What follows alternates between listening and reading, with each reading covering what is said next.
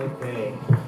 Next up, guys, it's not poetry, it's short stories from Mark Hernandez. So let's give him a hand, everybody. Mr. Mark Hernandez.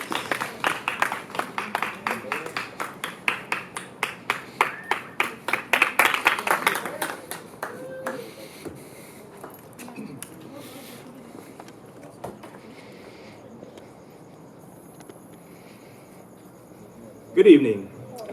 My name is Mark Hernandez. Let's begin. Has anyone seen my rotisserie chicken? I left it in the break room earlier this morning. That was supposed to be my lunch. This chicken is like any other rotisserie chicken, except it's missing a wing. I know this because I began to eat it on my way to work, and I always start with the wings. The trip to work was brief, so there was not enough time to eat both. So, if you happen to see a one-winged rotisserie chicken, please put it back on the table. Or better yet, leave it by the microwave, since I'll probably want to warm it up, because they say if you leave food up for over 2 hours, it starts to grow bacteria, and I really do not want that, so, Thank you.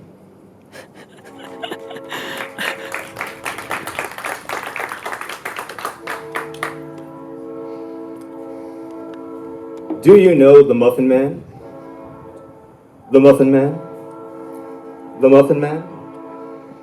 Do you know the Muffin Man who lives on Drury Lane? I know the Muffin Man. In fact, he's my son. And I haven't seen him in 10 years.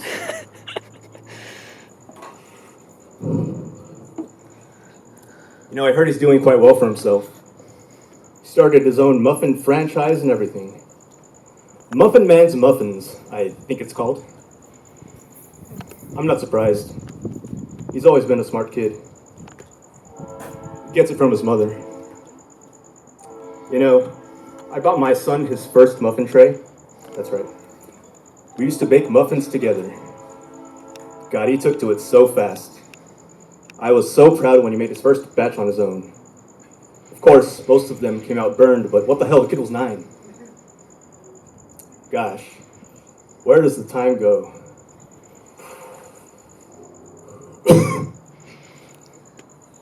I'm actually gonna be in town in a few weeks. Maybe I'll give my son a visit. I know I've made a lot of mistakes in my life, but I'm a new man now. Hopefully my son can find it in his heart to forgive me. I'm sure now his muffins taste great. Of course, I can't have any because I'm diabetic. Well, if you happen to see my son, tell him Dad says hi.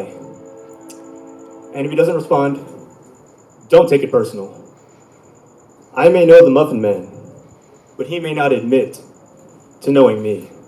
Thank you. That was magic. That was just magic. Now, before I go, I'd like to share just one more piece with all of you. A lot of people are embarrassed and ashamed of their hometown. However, I'm of the opposite. I'm very proud of where I come from. But I'm not afraid to express my concern when my city makes a few questionable decisions. In fact, I wrote a letter to the mayor of my hometown expressing my opinions, and I'd like to share it with all of you, if you don't mind. Splendid. Yes, this is a letter I wrote to the mayor of my hometown. The mayor of the fine, upstanding city of Donna, Texas. Woo!